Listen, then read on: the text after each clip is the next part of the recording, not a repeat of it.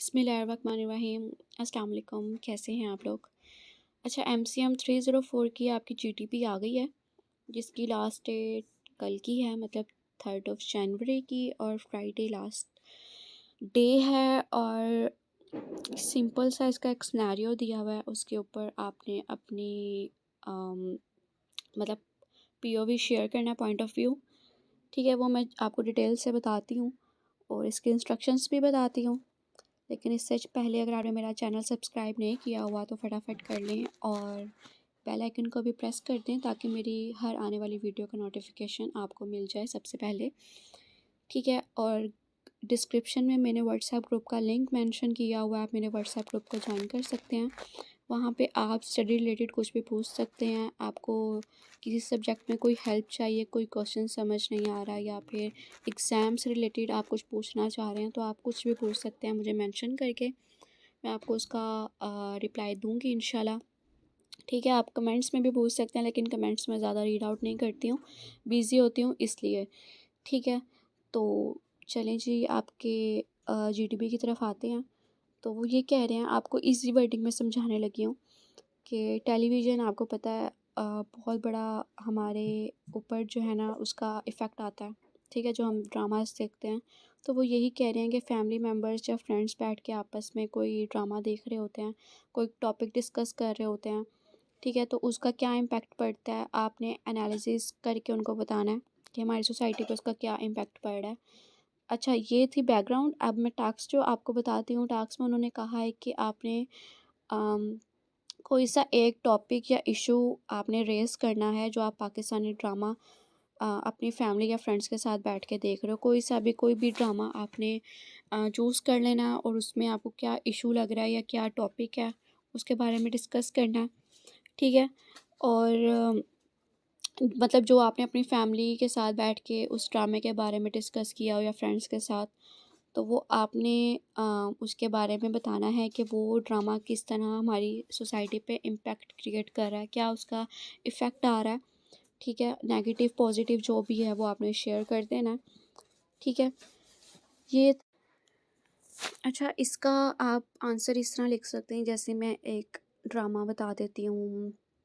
नंद drama आया था, ठीक है, आई थिंक जियो न्यूज़ का था या ARY का था, ये मुझे एग्जैक्ट नहीं पता। लेकिन उसमें क्या था, शादी होती है भाई की, ठीक है, और इन्फ्लुएंस जो होता है ना घर पे, वो होता है बड़ी बहन का।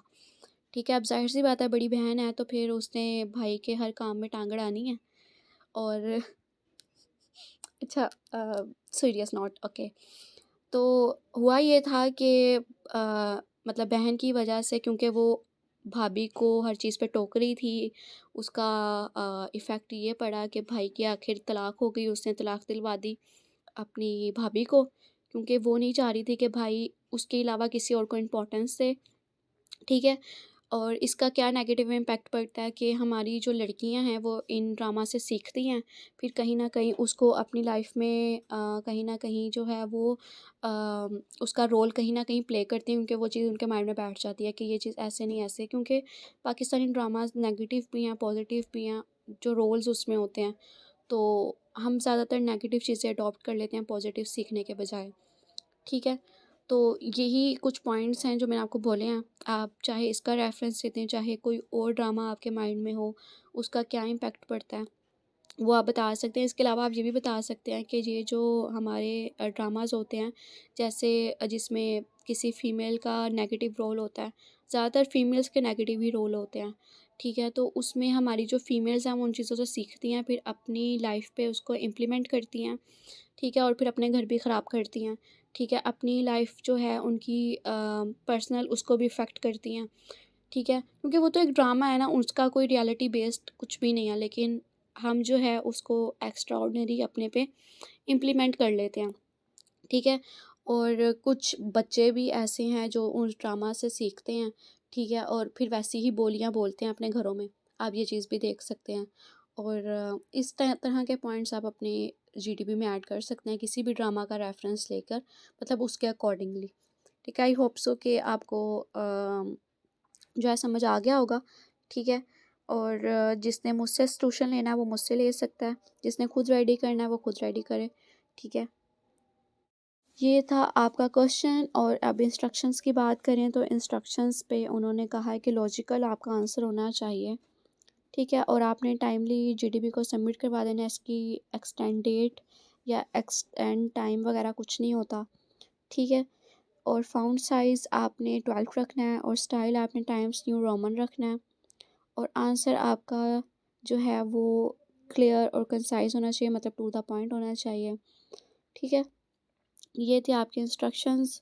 जिनको मुझसे रेडी करवानी है वो मुझे व्हाट्सएप ग्रुप में वहाँ से नंबर मेरा ले सकते हैं, मैं वहाँ पे आपको रेडी करके दे दूँगी, ठीक है? इतना वैसे मुश्किल नहीं है, कोशिश करें अपना रेडी करें। और हर स्टूडेंट का जो ज़ाहिर सी बात है वो कोई एक ड्रामा तो पकड़ेगा नहीं, सबके ड्रामास अलग अलग होंगे, क्योंकि कोई किस टाइप का ड्रामा देखना पसंद करता है, कोई किस टाइप का देखना पसंद करता है, ठीक है? आई होप सो कि आपको जीडीपी की समझ आ गई होगी। अगर नहीं समझ आई तो आप मुझसे पूछ लीजिएगा।